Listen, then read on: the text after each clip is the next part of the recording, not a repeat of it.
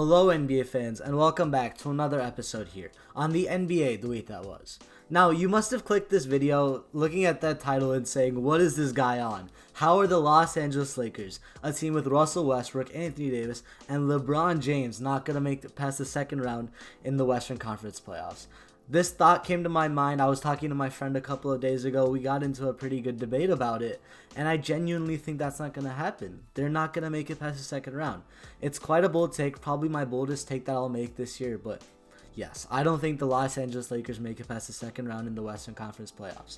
Now I've been saying that, let me back it up. Let me tell you guys why I don't think that will happen. Let's get right into it. So there are three key reasons why I don't think the Lakers will make it past the second round and into the Western Conference Finals. If I had to use three words to describe it, it would be spacing, it would be depth, and it would be competition. Let me start off with spacing. So the modern NBA is obviously defined by the three-point shot. Ever since Stephen Curry came around, the league has changed. It's focused on threes as it's the most analytically sound shot, the most analytically rewarding shot, and teams are living and dying by the three. The Houston Rockets of the past and just so many other teams in the modern era. This team, with their starting lineup, let's think about it. LeBron James, I mean, yeah, he can shoot, but he's not like a dead-eye shooter. His best abilities is not shooting. It's getting to the rim, it's penetrating, and it's passing. It's not shooting by any means. Russell Westbrook has been probably a minus shooter, a below average shooter for his whole career. I can't remember a season where he was efficient behind the three-point line despite him continuing to chuck up shots. I personally am not a Russell Westbrook fan. That's probably another topic for me. I think he's slightly overrated and he's very inefficient, and that doesn't bode well for a team trying to win a championship. I mean, the facts are the facts. He hasn't won a ring, and I think he's a big reason behind that. It's not his teammates. He's a big reason behind a team of his never winning a ring. But that's, again, a conversation for another time, and one of my friends is going to be quite upset because I said that if he watches this video. But yeah, Westbrook, he's not a good shooter. Davis, again, he's a streaky guy. He can shoot, but again, very inefficient. And all of the guys the Lakers brought in this season, there are guys. Wayne Ellington, he's always been a good shooter, a good spot-up shooter. Malik Monk, he's a decent three-point shooter. Kendrick Nunn on his night can be a good shooter. But Talen Horton-Tucker, again, his offensive game revolves around his ability to slash and get to the bucket.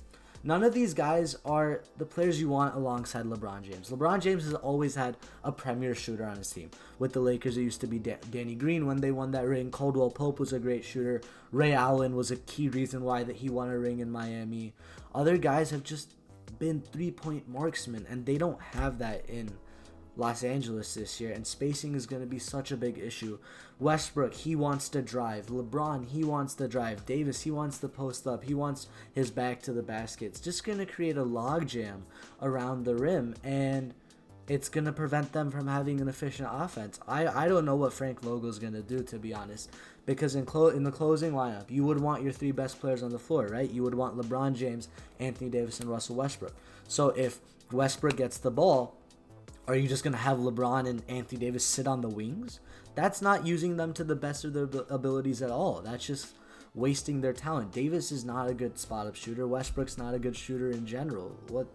What's the point in doing that? And then, again, if you have Malik Monk in there, you have Wayne Ellington in there, defenses don't really need to key in on those guys, and those guys aren't good defenders. They don't have a good 3-and-D player. Caldwell Pope played tough defense. Same with Danny Green. They chose not to get them. They chose just to rely on Russell Westbrook, and I really don't think that's a good idea. So again, it might work in the regular season, but when it comes playoff time, teams are just going to expose that spacing. So the Jazz, the reason they lost that Clippers series was because Gobert was exposed in a 5-out against the 5-out offense that the Clippers ran with Terrence Mann. But Gobert can just park himself by the rim and just deter shots because everyone he knows, their most efficient offense will be getting to the bucket. Spacing is going to be a massive issue for this team, and it's going to cost them. Now, that also sort of ties into the depth, and I really already talked about that. This is a very old roster. Talen Horton-Tucker, who is like a third-year player, he barely played his rookie year. He was okay last year. He had some good games, but like he's not like a premier player. He's gonna be a key guy for them this year. Now let's look at their depth. They have Marc Gasol and Dwight Howard at the 5. Both of them are very old. Gasol was extremely inefficient last year, nothing like he used to be in the past. He's very slow now. He doesn't move around as well. His 3-point shot is sort of like gone, nothing like it was in the Toronto days. Dwight Howard, he got bullied by a rookie Onyeka Okongwu in the playoffs. In Game 1 against against the Hawks, when the Hawks won by 4 points, Dwight Howard was negative 15, minus 15 in 8 minutes. That just shows the horrible impact he had on that series. Twitter was saying he was more of a Hawks player than he was a 76ers player in that series. That's their big man. Malik Monk, I talked about. He's a good shooter. On his night, he can be okay, but he's not going to be a positive impact player. No chance. He doesn't play good defense. Let's see, they have Kendrick Nunn. He's been so inconsistent for the Heat. On his night in the regular season, he can go off, give you 25 points. But Spoelstra cut him from the rotation in the 2020 playoffs when they made it to the finals. That doesn't translate well for him. If he's a good regular season player, it doesn't matter. Obviously they're going to make it to the playoffs, but the second round when they come up against teams like the Clippers, the Nuggets, the Jazz, who have premier wing defenders and premier perimeter defenders, he's just going to get locked down and it's going to be a struggle for him. Same with the Suns. The Suns are just going to lock the Lakers up. Who else do they have? Carmelo Anthony. He's washed. He can give you buckets on a good night, but he hasn't been efficient for so long. And efficiency is so important in the playoffs. You want guys who are always bringing positive impacts. And if they aren't bringing it on the offensive end, they're going to bring it on the defensive end. And I don't see guys like that for the Lakers. I mean, LeBron's a good defender. Westbrook can use his athleticism. And Davis is a top 3 defensive player in the league. But that's just one player. It's a team game. There's 5 guys you got to guard. Who's going to do that for the Lakers? LeBron's old too, man. This whole team is old. Melo's 37. They brought in Trevor Ariza. What defense? He was always been a good 3-and-D guy, but he's 36. Like, what can you expect from him? Same with LeBron. They're all getting older, and I just really don't understand the depth of this team. They chose to pour it all in for Westbrook, gave up guys like Caldwell Pope, who I was a big fan of. Kuzma, again, he can be considered one of those inconsistent guys. They replaced one with another in Kendrick Nunn. Even though they're completely different players, mind you. I know that. Kuzma's a big man. Well, a big man. He's a wing. Nunn's a point guard, but their inconsistency in the way they impact the game is very similar, in my opinion, with their offense and limited defense.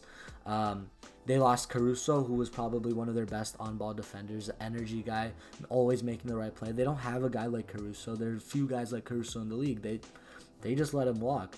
And they just poured it all in for Westbrook, even though they had a Buddy Hield trade lineup, which could have meant running it back with Schroeder, who, again, had a very bad year, I will agree, especially in the playoffs, but you could have given him another chance. He's proved himself in big situations. In the Thunder against the Rockets, even though they lost that series, he played quite well, and he's done well for the Hawks back in the old days. Run it back with Schroeder and Hield. Get Caldwell Pope back. Get these guys back, and it's going to be much better than what you have right now. So I've talked about spacing, I've talked about depth, and now competition. Again, I've already spoken about that to an extent. The West is so competitive this year. I mean, the Suns, they made the finals last year. They're running it back with the same teams. Aiden's a year older, coming off a great playoff experience. That's going to give him even more confidence. You got Devin Booker. You got Chris Paul. Mikal Bridges is getting better. Cam Johnson's getting better. Jalen Smith, who was probably a bust at pick 10. They could have picked a much better guy like Sadiq Bey, for example. He had a good summer league, so you never know. He could start providing positive minutes off the bench. Suns are good. Even though the Nuggets don't have Jamal Murray, they have their MVP. Michael Porter Jr. is looking as deadly as ever. You got the Clippers, even though they're without Kawhi, they made it to the Western Conference Finals. They got Paul George. They got other guys that can make impacts on the floor. Reggie Jackson, even though he isn't re-signed, if he re-signs, that's going to be he's a great player. He's played really well in that playoffs, much more than a role player for them. They got other guys that can make positive impacts. Marcus Morris, even though they aren't the best team, they're still competition for the Lakers. They got the wing defenders to stop LeBron and co. Then obviously you got the Jazz, the number 1 seed in the West last year. They're running it back. They got Donovan Mitchell, one of the best scorers in the NBA. Rudy Gobert, prime interior presence. He's going to be the Lakers' kryptonite, I can tell you, because all of those guys rely on getting to the rim.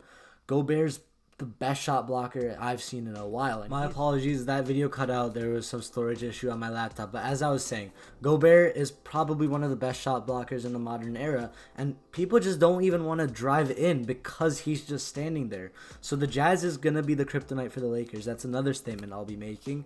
And one more team, the Golden State Warriors. Healthy Klay Thompson, Steph Curry coming off an arguable MVP season. If the Warriors had done better, he might have deserved it over Jokic with the way he just led them all the way there. Draymond Green had a great Olympics. They got Moses Moody there now, Jonathan Kuminga, James Wiseman's going to be a year better, Wiggins, Juan Toscano Anderson. They got a deep team, and they're going to be massive competition for the Lakers. So they're not the best team in the West. Just because LeBron James is on that team, I'm one of the biggest LeBron fans you'll find. He's 30. He's not going to have the same impact. I know he was having an MVP season before injury last year, but it's not feasible. And as I know he can carry a team, but he's carried teams that have been built for him, which includes teams like that will provide shooters for him, 3-and-D guys for him. This team is not spaced out, as I've said. So it's not going to work out for the Los Angeles Lakers this year, I'm afraid. And that's my bold take for the season. The Los Angeles Lakers will not make it past the second round of the NBA playoffs, and they'll lose to either the Jazz, the Clippers, the Suns, the Nuggets, or the Warriors, all teams that I think are significantly better than the Los Angeles Lakers. And with that, I would like to conclude this episode here on the NBA the week that was. I hope you enjoyed my hot take for this week, and if you have any agreements or disagreements, let me know down in the comments. I would like to see what you guys think about the Lakers not making it past the second round. I'll catch you guys on my next episode here on the NBA the week that was. See ya.